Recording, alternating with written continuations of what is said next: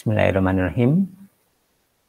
Kembali kita akan membahas, ini adalah video kedua tentang logical representations of sentence meaning yang diambil dari bab 15 di buku Speech and Language Processing.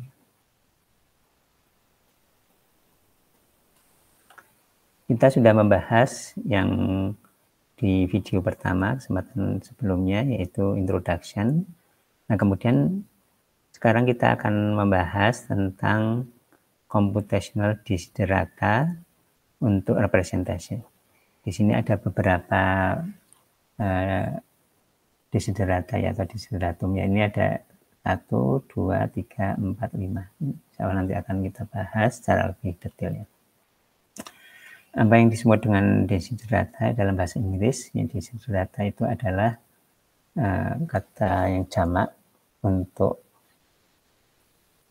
yang singlenya adalah desideratum, atau desideratum itu adalah requirement atau prasyarat atau yang dibutuhkan ya, yang dibutuhkan di mana di sini kita yang dibutuhkan untuk komputasi ya. Jadi untuk meaning representation itu yang dibutuhkan syarat-syaratnya untuk komputasi itu seperti apa. Nah, ini ada yang pertama adalah verifiability, yaitu bisa diverifikasi kebenarannya. Di representasi makna itu bisa diverifikasi kebenarannya. Apakah benar, true atau false. Kemudian berikutnya representasi itu tidak ambigu ya. Jadi berbeda dengan misalnya di bahasa manusia yang teks bahasa manusia itu bisa ambigu. Di sini salah satu syaratnya adalah representasi makna, yang representasi yang menekankan maknanya itu tidak ambigu. Ya.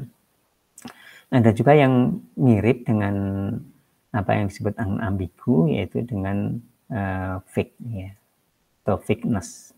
Vague ini adalah samar atau ketidakjelasan. Ini konsep yang berkaitan dengan ambigu ya, tidak sama tapi masih ada kaitannya. Kemudian yang berikutnya sebagai syarat atau yang dibutuhkan untuk representasi makna itu adalah bentuknya canonical atau bentuknya itu standar. Ya, bentuknya standar. Kemudian yang berikutnya adalah inference dan variabel. Jadi di sini nanti bisa ada inference atau mengambil kesimpulan ya, bisa diambil kesimpulan yang berdasarkan dari nanti ada fakta-fakta atau ada knowledge ya, ada knowledge, jadi bisa diambil kesimpulan ya. Kemudian juga dibutuhkan ada variabel ya, nanti detailnya akan kita lihat. Kemudian yang berikutnya untuk persyaratan representasi makna itu adalah expressiveness ya. Expressiveness itu adalah, kalau kita lihat di kamus, adalah kualitas menyampaikan pikiran atau perasaan secara efektif ya. Jadi bisa representasi yang kita buat atau kita gunakan seperti misalkan first order logic atau graph atau apa ya, sebuah bahasa untuk merepresentasikan makna itu ya seekspresif mungkin ya. Ekspresif itu bisa menyatakan, jadi misalkan kalau bahasa manusia ya ada suatu misalkan benda lah, ada benda-benda itu bisa dinyatakan, ada istilahnya ya, ada istilahnya. Jadi seperti misalkan ada makanan itu ada, semua ada, bisa diistilahkan ya. Ya bisa ada istilahnya. Atau kalau kalimat, berarti bisa dinyatakan dengan kalimat di kalau bahasa misalkan bahasa Indonesia ada suatu kondisi bisanya dinyatakan dengan kalimat gitu ya, jadi expressiveness. Nanti kan kita lihat bahwa ada yang expressiveness-nya tinggi atau yang ekspresif, ada yang kurang ekspresif. Ya, kita melihat ini ya, jadi representasi makna itu mengapa dibutuhkan, ya, mengapa representasi makna itu dibutuhkan dan apa representasi makna itu apa yang perlu dilakukan untuk kita ya. Jadi bisa digunakan untuk apa representasi makna, mengapa representasi makna itu penting dan representasi makna itu bisa kita gunakan atau bisa ya kita bisa gunakan atau bisa untuk kita itu bagaimana ya. Nah di sini contoh-contoh di sini ya di bab 15 ini contohnya utamanya adalah di dunia rumah makan ya, restoran untuk saran untuk turis, restoran makan di mana misalkan seperti itu ya, yang berdasarkan dari knowledge base itu adalah fakta-fakta ya, fakta-fakta yang kemudian juga fakta-fakta itu direpresentasikan dalam bentuk representasi makna ya. Ya, yang pertama tadi adalah untuk desideratum. Pertama adalah verifiability, bisa diperiksa kebenarannya. Ya, seperti misalkan contohnya ada pertanyaan yang berkaitan dengan restoran ya. Ini apakah Maharani itu adalah nama restoran, itu menyajikan atau mempunyai menu makanan vegetarian. Ini adalah satu pertanyaan yang sederhana, apakah restoran yang namanya Maharani itu dia mempunyai menu atau menyajikan makanan vegetarian. Ya, untuk menjawab pertanyaan ini kita perlu tahu ini pertanyaannya itu pertanyaan itu tersebut. Kemudian juga kita perlu tahu apakah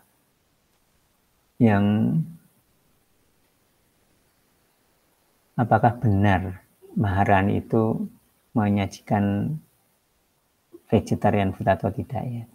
Jadi ini bisa true atau false ya, kita bisa untuk itu perlu kita membandingkan, diperiksa kebenarnya, benar nggak dia true atau false menyajikan ini makanan ini dibandingkan dengan representasi atau ini fakta-fakta ya, fakta-fakta yang kita lihat bahwa Maharani misalkan fakta-fakta itu tentang restoran A, restoran B, restoran C, restoran A itu jenis makanannya apa, misalkan sederhananya seperti itu, restoran B apa.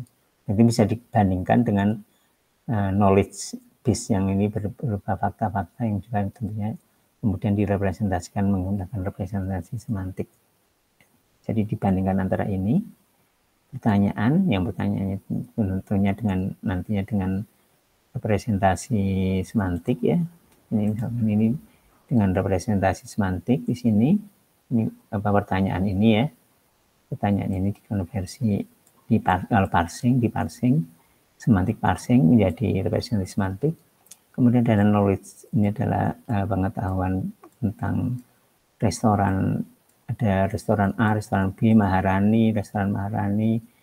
Kemudian Maharani itu menyajikan makanan apa, artinya nanti dibandingkan antara di sini dibandingkan dengan di sini. Jadi bisa diverifikasi kebenarannya apakah ini true atau tidak ya.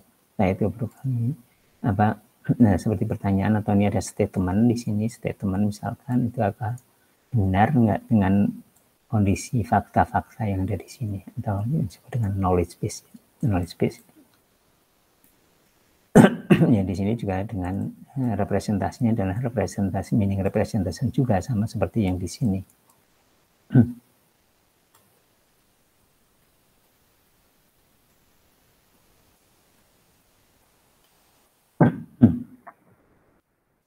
Ya, sebagai contoh, misalkan kita mempunyai representasi seperti ini ya. Tadi dengan bahasa manusia seperti ini, bahasa Inggris. Kemudian misalkan kita mempunyai representasinya adalah seperti ini, representasi makna. Ya. Contohnya representasi makna seperti ini, artinya Maharani dan vegetarian food ini serve ya. Representasi seperti ini menyatakan yang kalimat tadi ya. Kemudian dicocokkan ya. Jadi di sini yang ini seperti ini adalah yang ini ya di sini. Kemudian dicocokkan dengan yang ini, knowledge base ya. Knowledge base di mana knowledge base ini adalah berisi fakta-fakta yang tentang restoran termasuk yang Maharani dan misalkan menyajikan. Dan ini bisa kita temui dengan jika kita temui representasi itu match dengan proposisi ini ya. Jadi kalau misalkan ini match dengan yang di sini, maka itu jawabnya adalah yes ya. Jawabannya yes. Tapi kalau misalkan tidak cocok, maka jawabannya no. Jadi kalau di sini tidak cocok, maksudnya ternyata Maharani itu misalkan tidak menyajikan makanan vegetarian, dari sini fakta-fakta di sini, baik makanya eksplisit ada menyatakan bahwa Maharani men-serve vegetarian food, atau secara katakanlah implisit bahwa misalkan Maharani hanya menyediakan sayur mayur misalkan gitu kan, bukan berarti kan tidak kata-kata vegetarian nggak ada itu dicocokkan dengan di sini bisa jawabannya bisa kemudian yes atau no ya no. Atau misalkan bisa juga tidak tahu kalau misalkan knowledge-nya itu tidak komplit ya. Jadi kalau kita tidak komplit atau kita tidak bisa menyocokkan ke semuanya, artinya ini sebenarnya adalah doesn't know. Ya, kemudian yang kedua untuk desideratumnya, untuk persyaratan yang dibutuhkan sebuah bahasa itu untuk merepresentasikan tekanannya ke makna. Yang kedua adalah representasi itu mesti tidak boleh ambigu ya. Jadi semantik itu seperti juga yang lain, kadang-kadang juga dia ambigu ya. Ambigu ini bisa kata, bisa kalimat. Ambigu itu mempunyai makna yang lebih dari satu ya. Mempunyai makna yang berbeda ya.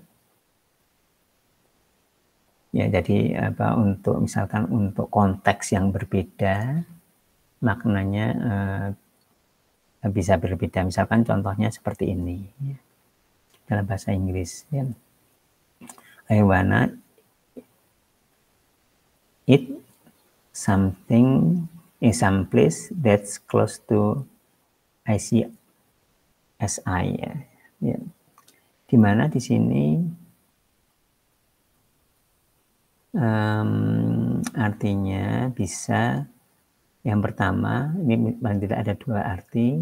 Yang artinya pertama, saya ingin makan di tempat yang dekat dengan ICSI ini. Ya.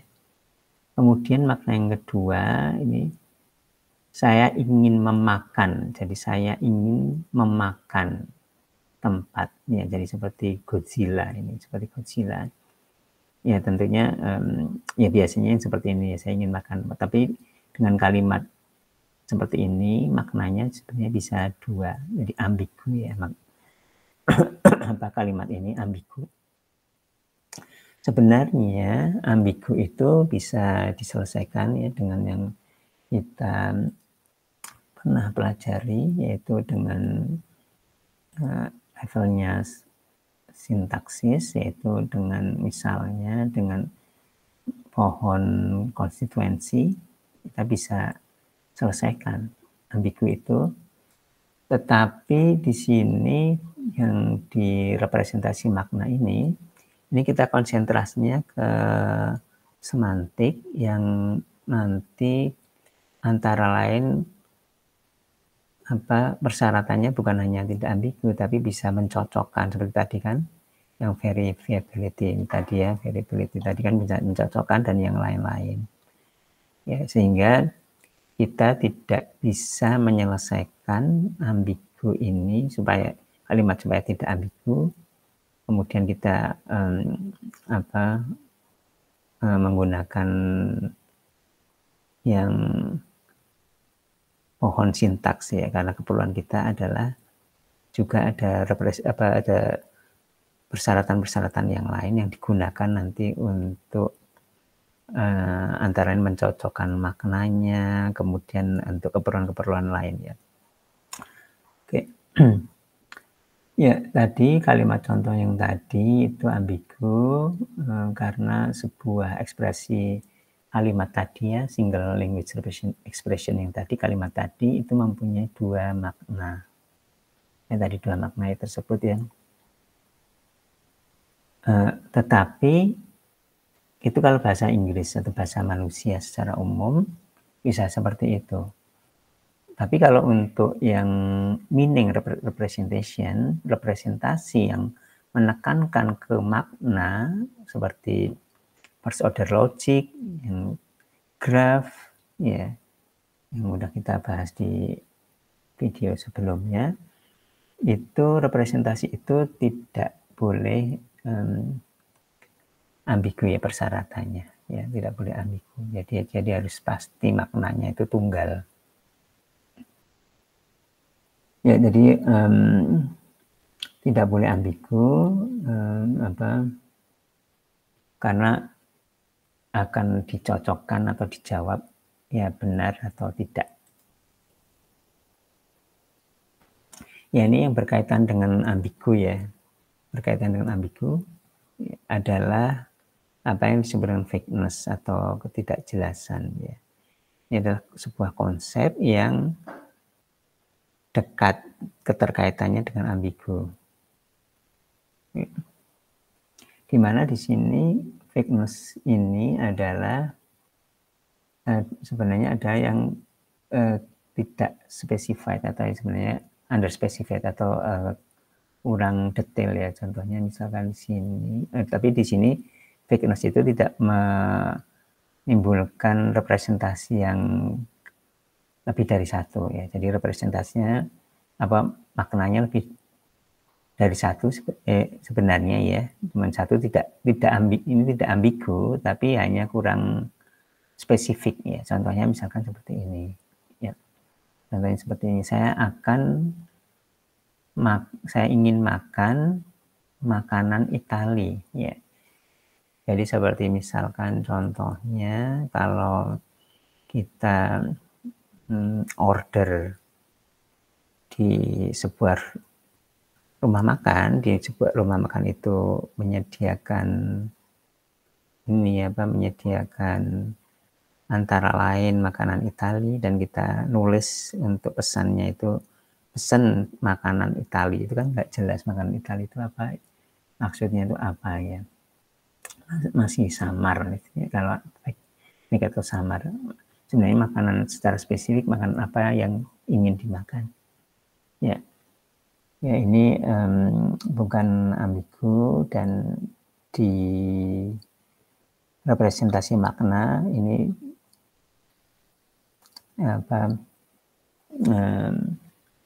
yang tekanan kita adalah yang ambigu, yang bukan yang vagueness ini ya. Ya, karena untuk yang vagueness ini, yang samar ini, untuk beberapa keperluan mungkin udah cocok, tapi untuk yang lain tidak cocok ya. Jadi kalau misalkan contohnya ini, misalkan masih ngobrol-ngobrol, mau makan apa? Oh, saya ingin makan makanan Itali. Oh, artinya kita bisa memilih restoran mana yang ada makanan Italinya, mungkin cocok seperti itu ya. Tapi kalau misalkan order pesan makanan Itali, itu kan masih belum spesifik, artinya thickness atau yang bentuk yang belum spesifik atau tidak jelas atau masih samar sebenarnya, itu untuk beberapa keperluan sebenarnya masih cocok seperti itu, nggak masalah. Kemudian yang berikutnya untuk desideratum atau yang kita butuhkan untuk sebuah representasi makna itu adalah bentuk yang canonical atau bentuk yang standar ya.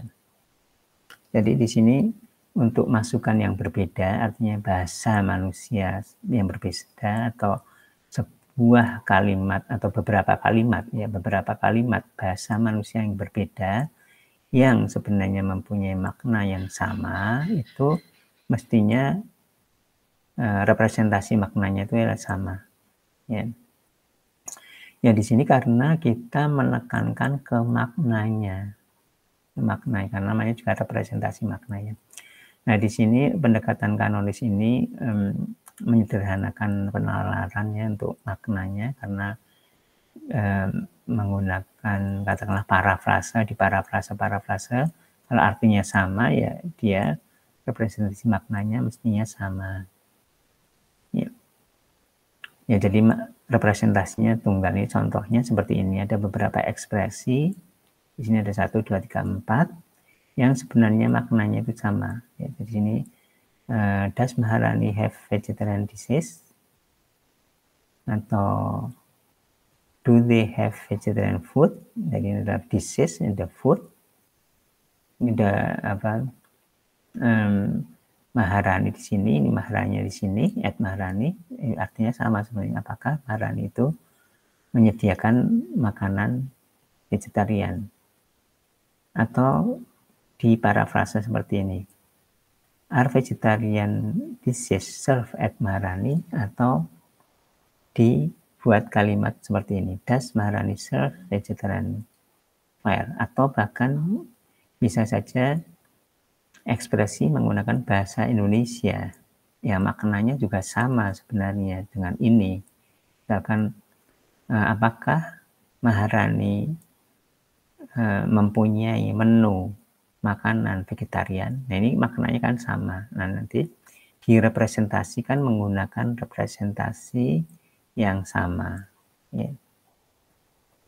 Jadi kalau keempat kalimat dari slide sebelumnya tadi dipetakan atau dibuat, atau kalau kita membuat parsing ya, proses parsing, mestinya idealnya itu dihasilkan representasi makna yang sama, seperti misalkan first order logic yang sama. Meskipun kita lihat di sini, meskipun secara kalimat itu ada dibolak-balik, Maharani di sini, Maharani di sini, dan juga secara kata ada food, ada dishes, itu berbeda-beda, tapi ininya representasi maknanya seperti misalkan first order logicnya idealnya itu adalah sama ya.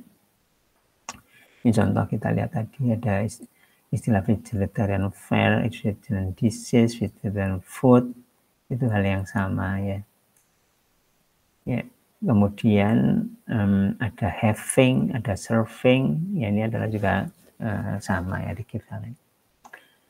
Ya contoh lain adalah misalkan ini, dua contoh ini, di mana di yang atas ini adalah kalimat aktif, Maharani serves vegetarian dishes. Kemudian yang kedua adalah kalimat yang pasif, vegetarian dishes are served by Maharani.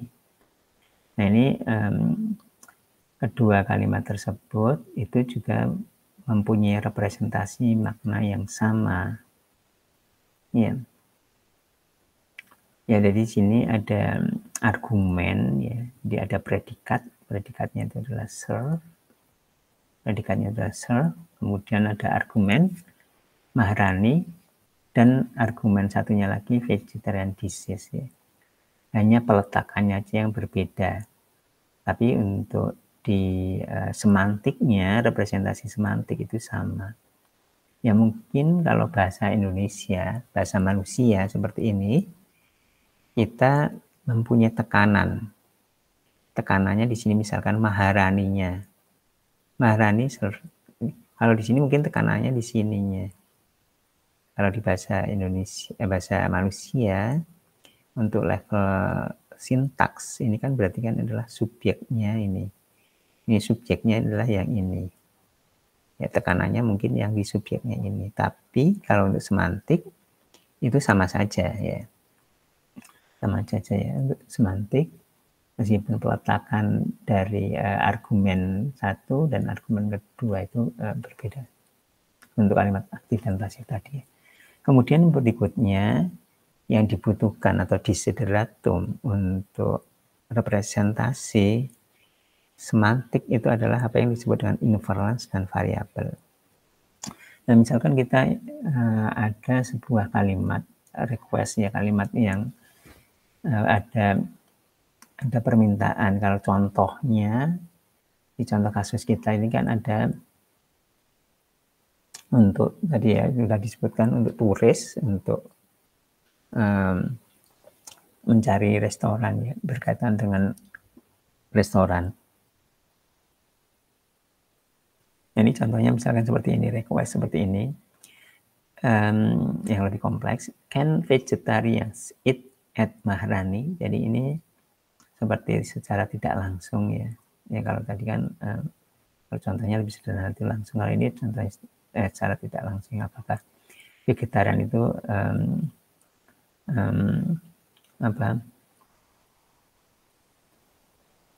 bisakah vegetarian itu dimakan di Maharani ya?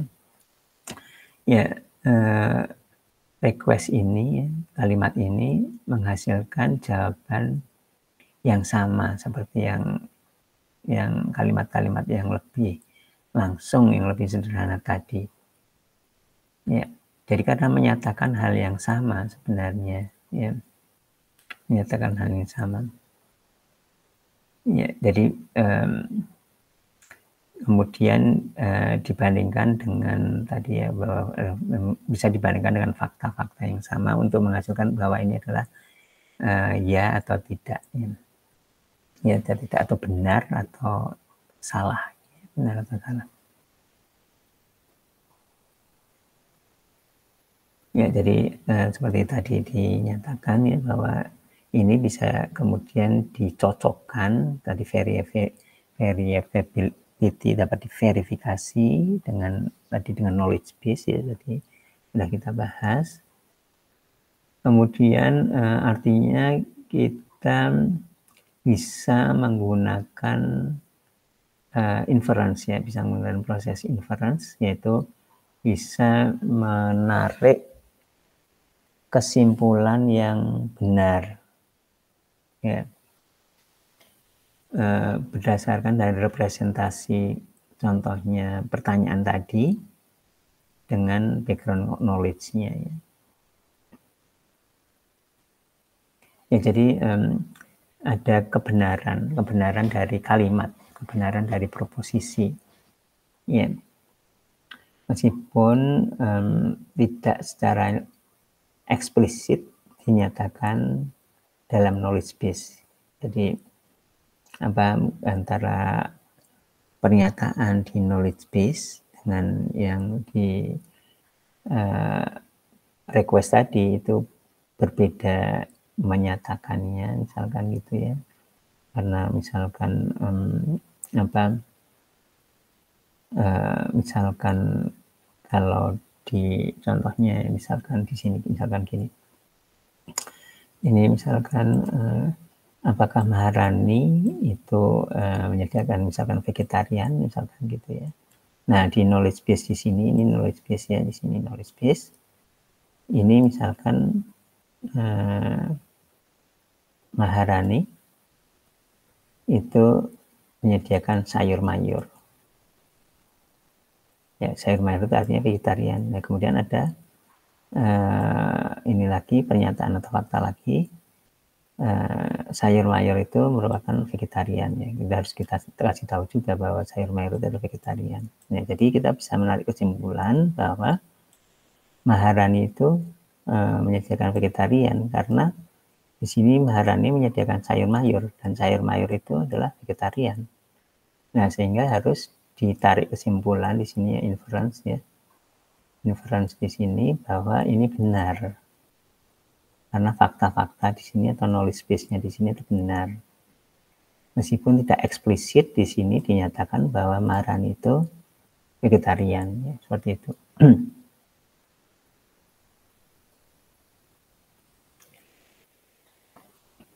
Nah, kemudian juga ini adalah misalkan request yang lebih kompleks lagi. Saya akan mencari sebuah restoran di mana saya bisa mendapatkan makanan vegetarian. Ya. Di mana di request ini tidak menyatakan restoran spesifik. Itu kalau sebelumnya ada contoh-contoh sebelumnya ya, kalimat-kalimat sebelumnya tadi sudah dinyatakan spesifik Maharani gitu ya. Ini Maharani kan nggak ada spesifik, nggak ada Maharani atau apa nama restorannya.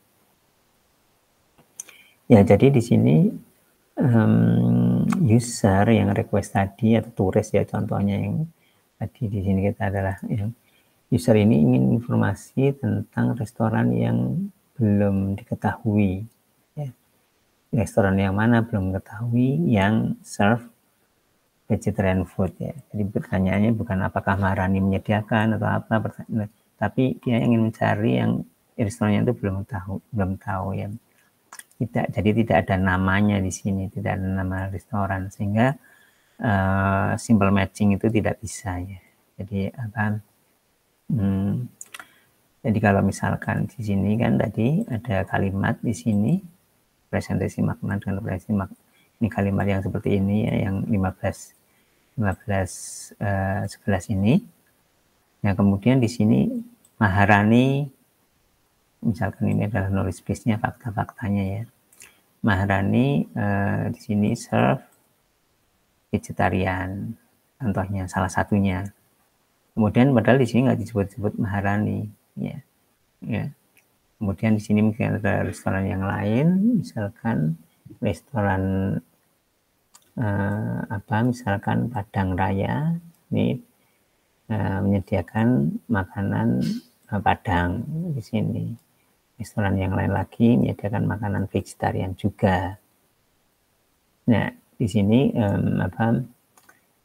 ini matching di sini yang ada di sini ya, baik itu menggunakan inference juga, ini tidak bisa ya. Tidak bisa langsung simple dengan menggunakan matching yang simple. Ya, oleh karena itu kita membutuhkan variabel ya. Apa yang disebut dengan variabel? Ya, variabel itu seperti di bahasa pemrograman ya, cukup jelas. Ya, variabel itu kalau di kita itu ada di bahasa pemrograman ada variabel, ada konstan. Kalau konstan itu ya seperti Maharani, nama-nama itu. Kalau ini variabelnya yang secara umum, restoran secara umum misalkan seperti itu. Nah, ini contohnya ini variabel X ini. Jadi sekarang ada X. Serves X vegetarian food. Jadi ini X yang masih tidak tentu ya. Indefinite ya. Ini tidak tentu. Ini adalah variabel.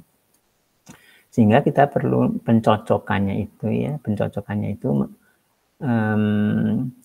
kita nanti perlu mengganti variabel ini ya, di mana variabel di sini adalah ya restoran ya, restoran X gitu, diganti dengan objek yang diketahui. Jadi seperti ini yang tadi, ini kan objeknya restoran apa, jadi ini adalah hubungan antara restoran dengan jenis masakan. Restoran serve, restoran jenis masakan serve, dan restoran, nama restoran jenis masakan serve, nama restoran jenis masakan. Nah, ini diganti dengan tidak nama restoran di ininya, di pertanyaannya tadi kan kompleks pertanyaan yang ini ya tadi ya. Pertanyaannya ini kan tidak ada nama restorannya seperti ini. Nah, kemudian ini harus perlu menggunakan variabel X, dan variabel X itu bisa kemudian diganti dengan objek-objek di knowledge base ya. Jadi seperti objeknya adalah diganti dengan ini M dan P, rumah makan P, rumah makan yang lain, rumah makan yang lain. Ya, itu adalah ini apa? Oleh karena itu kita perlu variabel. Ya. Nah, ini suatu hal yang penting, suatu desideratum, sebuah desideratum atau suatu prasyarat bahwa representasi makna itu perlu juga variabel. Ya, representasi makna itu juga perlu variabel. Yang ini untuk menangani yang belum tentu tadi, seperti tidak dijelaskan nama restorannya, jadi indefinite, tidak tentu, masih belum tentu ya indefinite references-nya. Nah, itu kemudian berikutnya ya, desideratum berikutnya atau syarat yang diperlukan untuk sebuah representasi makna itu ada expressiveness. Ya, jadi meaning representation scheme itu perlu ekspresif, cukup ekspresif untuk bisa menampung, untuk bisa menghandle konsep-konsep atau yang ada di dunia ya, juga termasuk juga di bahasa manusia ya. Jadi bisa dia itu mengkonversi untuk dari percakapan bahasa manusia apapun, katakanlah gitu. Misalkan kadang-kadang kalau di sebuah bahasa kan tidak bisa kalau antara satu bahasa dengan bahasa yang lain, jadi seperti misalkan gini. Ini ada bahasa Indonesia, kemudian ada bahasa Inggris. Ya, kadang-kadang kan di bahasa Indonesia itu tidak bisa diterjemahkan dengan baik dengan bahasa Inggris. Apakah karena istilah-istilahnya bahasa Indonesia yang mungkin tidak ada di bahasa Inggris, atau juga karena mungkin ya pernyataannya ya, atau istilah atau ya kata atau rangkaian katanya yang nggak ada ya di bahasa Inggris ya. Misalkan apa ya, misalkan kalau ada istilah-istilah apa, misalkan kalau di bahasa Indonesia